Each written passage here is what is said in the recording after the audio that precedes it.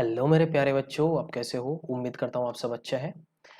तो पैंडेमिक के टाइम है, आप स्कूल वूल नहीं जा रहे हो, घर में पढ़ाई कर रहे हो, है ना? तो आपको एक खुशखबरी देने के लिए मैं आज इस वीडियो में आया हूँ। इस खुशखबरी ये है कि जो आसाम बोर्ड है, जो Assam higher secondary education council है, उन्होंने पहले आपको प्रॉमिस किया था कि 30% जो सिलेबस है आपका बोर्ड एग्जाम के लिए, और वो रिड्यूस करा जाएगा। तो आज रिड्यूस कर चुके हैं। मैं आपको डिटेल में बताने वाला हूँ क्या क्या रिड्यूस करा गया है। स्पेशली मैं साइंस स्ट्रीम का बात कर रहा हूँ, साइंस स्ट्रीम में का ही मैं यहाँ पे डिस्कस करने वाला हूँ। तो welcome back to my channel, मैं हूँ खैरुल और आप जानते हो मैं फिजिक्स पढ़ाता हूँ, है ना? अब मेरे चैनल पे जाओगे, बहुत सारे फिजिक्स का इंफॉर्मेटिव वीडियोस या फिर लेक्चर्स मैंने आपको बहुत सारे पढ़ाया है, आप देख सकते हो मेरे चैनल में जाके। अगर आप 2020 के लिए प्रिपेयर कर रहे हो, CEE या फिर नीट या फिर जेई एग्जाम दे रहे हो, जेई तो हालांकि खत्म हो चुका है, but neat and CEE Assam CEE का एग्जाम बचा हुआ है, तो उसके लिए आप रिवाइज करना चाहते हो तो मेरा रैपिड रिवीजन कोर्स में जाके आप सारे के सारे लेक्चर्स देख सकते हो। 1-1.5 घंटे के अंदर हर एक चैप्टर कंप्लीट हो जाएगा। और एक इंपॉर्टेंट सीरीज मैंने चालू किया है, जो most probable most expected physics question, वो सीरीज आप देख लो और बहुत मजा आने वाला है। उसमें हर एक चैप्टर में मैंने 10-10 क्वेश्चंस को मैंने इंक्लूड करा और आपको ऑब्वियस पता चल जाएगा कि क्या क्या एग्जाम में क्वेश्चन पूछा जाएगा और क्या क्या पूछने वाला है ना बच्चों? तो चलिए शुरू करते हैं।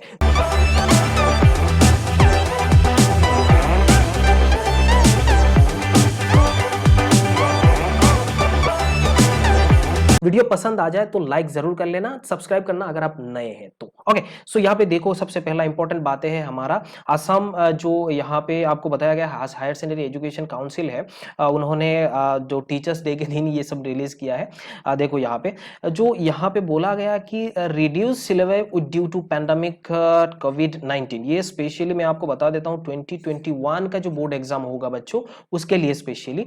उसके बाद 2022 में क्या होने वाला है वो कुछ नहीं बताया, वैसे भी रिड्यूस होगा भी नहीं। और मैं ये भी आपको क्लियर कर देता हूं, आपको कंफ्यूज नहीं होना है, सिर्फ और सिर्फ ये बोर्ड एग्जाम के लिए है बच्चों। ये आप ऐसा सोच मत लेना कि ये शायद जेई एंट्रेंस का एग्जाम के लिए हो सकता है सिलेबस, अब ये CEE के लिए है या नीट के लिए है, ऐसा कुछ नहीं है। सिर्फ और सिर्फ ये बोर्ड एग्जाम के लिए है, कोई कंपिटेटिव एग्जाम के लिए नहीं। क्लियर कर लेता हूँ। और यहाँ पे आपको ये बताया गया है कि देखो 30% का जो सिलेबस है उसको रिड्यूस किया गया है, आप 30% ओनली, है ना? बिकॉज आप बहुत सारे एजुकेशनिस्ट मिले हैं, स्टेट का बहुत सारे यूनिवर्सिटीज का है, बहुत सारे जूनियर कॉलेजेस का है, मिले हैं। उसके बाद डिस्कस करें हैं कि क्या क्या चैप्टर्स को, क्या क्या टॉपिक को कि यहाँ पे रिड्यूस करा जाए ताकि बच्चों को प्रॉब्लम ना आ जाए एग्जाम में या फिर नॉलेज में, है ना? तो पूरा डिटेल में आपको मैं बताने वाला हूँ। स्पेशली आप जानते हो मैं फिजिक्स पढ़ाता हूँ, तो फिजिक्स के लिए मैं पहले डिस्कस करूंगा, उसके बाद बाकी सब्जेक्ट आना है, क्योंकि मैं सेल्फ फिश हूं, थोड़ा बहुत सेल्फिश हूं, है ना? ओके, सो देख लेते हैं। और यहाँ पे मैं आपको बता देता हूँ, ये देखो यहाँ पे लिखा हुआ है, this syllabus is only the reduced portion of for the preparation of upcoming final exams HS first and second year to be held in 2021।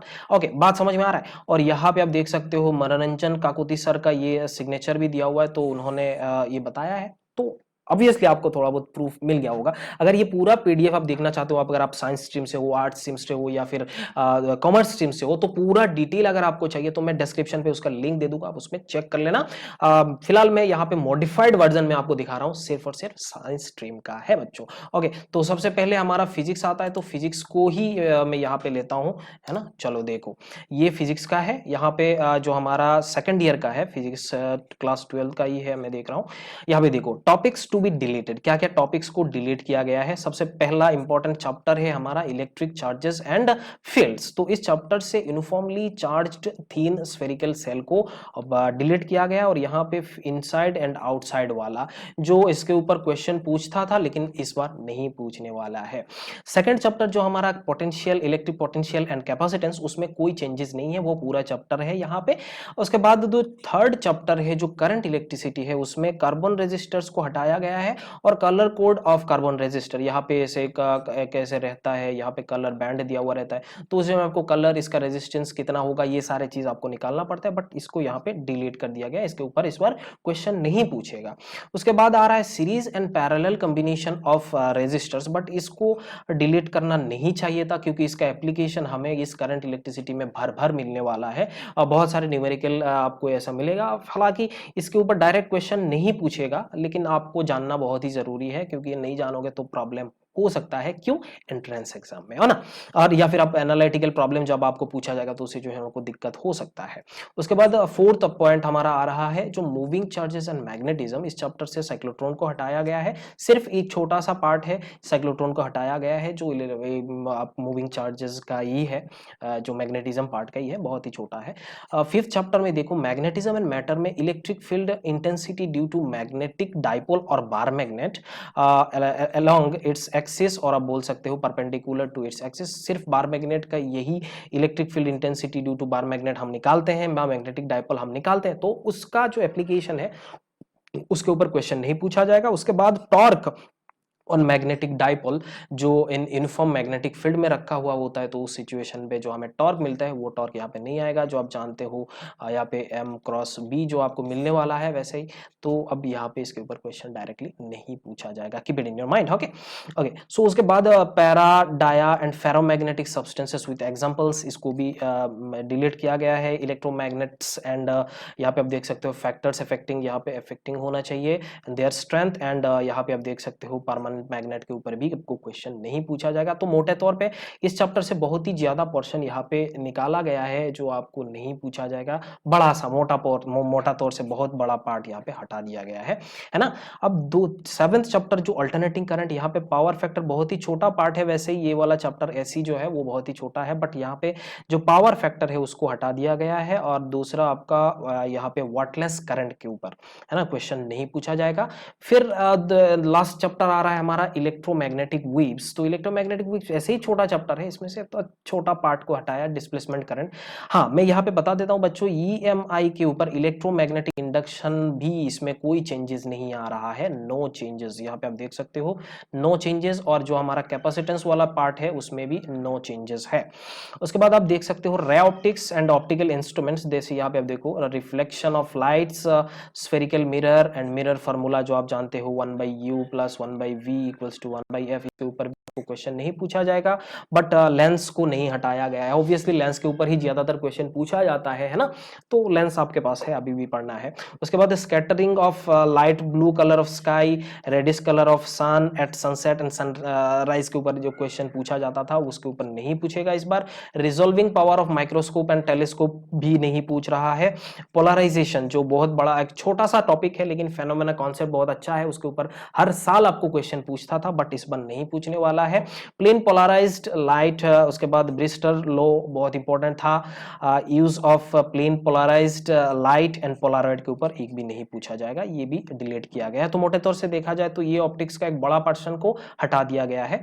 उसके बाद आप देख सकते हो ये वाला dual nature of radiation and matter, जो यहाँ पे आप देखो डेविसन जर्मन एक्सपेरिमेंट जो है उसको यहाँ पे डिलीट कर दिया गया है, उसके ऊपर आपको क्वेश्चन नहीं पूछा जाता। हालांकि इसके ऊपर क्वेश्चन वैसे भी बहुत रेयर पूछता था, फिलहाल ठीक है, कोई बात नहीं, इसको पढ़ना ही नहीं है, अब नहीं पूछता है तो अच्छी बात है ना। ओके ओके, सो नेक्स्ट देखते हैं हमारा न्यूक्लियर, जो मॉडर्न फिजिक्स का ही पार्ट है। न्यूक्लियर चैप्टर में आपको रेडियो एक्टिविटी, बहुत इंपॉर्टेंट चैप्टर था, मजा वाला चैप्टर था, इसमें स्कोरिंग चैप्टर था।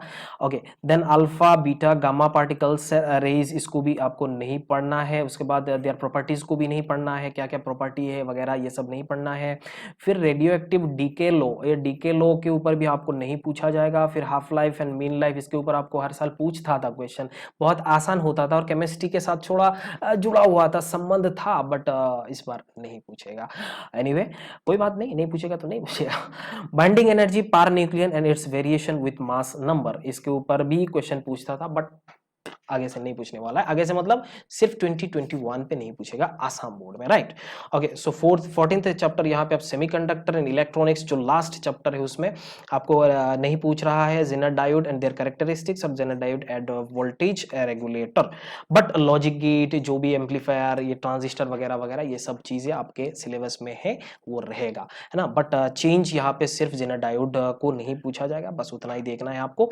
ओके, यहाँ पे प्रैक्टिकल में देख सकते हो, यहाँ पे 8 एक्सपेरिमेंट आपको पढ़ना है, जैसे experiment in place of 12th, इसको आपको देखना है। No investigatory project and activity to be demonstrated, ये भी आपको पता चल गया है। तो ये हमारा फिजिक्स था। इसके बाद हम केमिस्ट्री को थोड़ा देख लेते हैं, बहुत बड़ा है केमिस्ट्री पहले मैथ को देखते हैं क्योंकि math is the second love. Okay मेरा ओके। सो सिलेबस यहाँ पे मैथ का है। पार्ट 1 एंड पार्ट 2 में देखो आप रिलेशन फंक्शन में यहाँ पे देखो composite function, inverse function, binary operation, फिर इनवर्स ट्रिगोनोमेट्री में आपको ग्राफ, यहाँ पे inverse graph of inverse trigonometric function नहीं पूछ रहा है।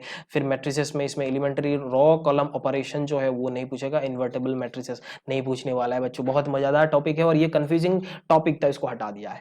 एनीवे फिर यहाँ पे डिटर्मिनेंट, यहाँ पे आपको कंसिस्टेंसी, ये सब चीजें हटा दिया गया है। Linear equation, system of solution of linear equations with examples हमने पढ़ना पड़ता था और हमने निकालना पड़ता था, कंफ्यूजिंग होता था, बहुत बच्चे नहीं कर पाते थे, गलत होता था, है ना। तो इसमें ऐसे ही, हालांकि ये दोनों टॉपिक बहुत ही अच्छा है, सुंदर है सुंदर इन द सेंस आप मार्क्स स्कोर कर सकते थे यहाँ पे। वैसे भी जो भी पूछा जाएगा स्कोर कर ही लोगे, उसमें क्या है। Continuity and differentiability, mean value theorem के ऊपर हमेशा क्वेश्चन पूछता था। फिर Lagrange's mean value theorem and geometric interpretation, उसके ऊपर नहीं पूछेगा इस बार। फिर application of derivative, increasing and decreasing function यहाँ पे नहीं है, अप्रोक्सीमेशन नहीं है।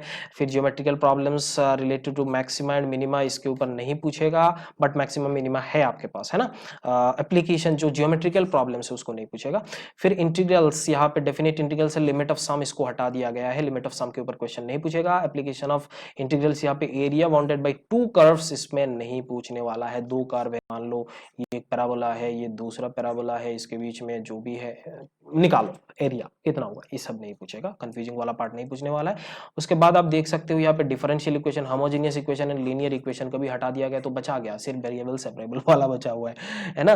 फिर वेक्टर में नो चेंज, यहाँ पे कोई चेंज नहीं गया है। फिर 3 डायमेंशनल जियोमेट्री, यहाँ पे distance of point from plane angle between plane line and plane, इसके ऊपर भी नहीं पूछा जाएगा। फिर लीनियर प्रोग्रामिंग में आप देख सकते हो अनबाउंडेड जो एलपीपी है उसके ऊपर आपको क्वेश्चन नहीं पूछेगा, हालांकि इसके ऊपर तो 6 मार्क्स तो आपको पूछ ही लेता है, एक क्वेश्चन तो पूछता है, लेकिन ये वाला नहीं पूछेगा। फिर प्रोबेबिलिटी, यहाँ पे mean and variance of random variable, इसके ऊपर नहीं आएगा। रिपीटेड इंडिपेंडेंट बर्नौलीज ट्रायल्स, ये सब नहीं पूछेगा। बाइनोमियल डिस्ट्रीब्यूशन इस पे नहीं पूछने वाला है। केमिस्ट्री में बहुत ही बड़ा प्रश्न है, बहुत सारे चैप्टर्स है, मैं एक एक करके यहाँ पे आपको नहीं बताने वाला हूँ क्योंकि टाइम कन्फ्यूजिंग है।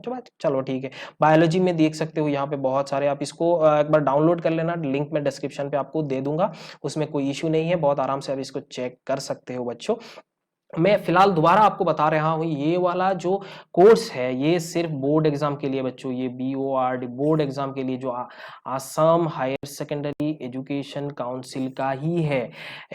बट यहाँ पे आप कंफ्यूज नहीं होना, जेई का है या CEE का चेंज हो रहा है या फिर नीट का चेंज हो रहा है। 2021 में ऐसा कुछ नहीं होने वाला है, कॉम्पिटेटिव एग्जाम का कोई चेंज नहीं आने वाला। इवन CBSE वाले भी बोल चुके हैं 30% उनका भी रिड्यूस हुआ है, हालांकि वही डिक्टो वही है, इसमें कोई चेंजेस नहीं है। लेकिन आपको जो मैं बताना चाहता हूं कि कॉम्पिटेटिव एग्जाम में कोई चेंजेस नहीं आ रहा है, तो अगर आप कॉम्पिटेटिव एग्जाम देने वाले हो तो आपको पूरा पढ़ना जरूरी है ना। तो यही मेरा कहना था और अंत में यही कर चुका हूं। अगर वीडियो पसंद आ जाए तो आप लाइक इसको जरूर कर लेना, शेयर करना अपने दोस्तों के साथ और सब्सक्राइब जरूर कर लेना, क्योंकि बहुत सारे इंफॉर्मेटिव वीडियोस या फिर फिजिक्स रिलेटेड एजुकेशनल वीडियोस में आप अपलोड करते रहता हूं, आप उसमें चेक कर सकते हो। मेरा यूट्यूब चैनल पे जाओ, आप देख लो, बहुत सारे कोर्सेज यहाँ पे दिया हुआ है ना। Okay, bye bye and take care, चलो टाटा।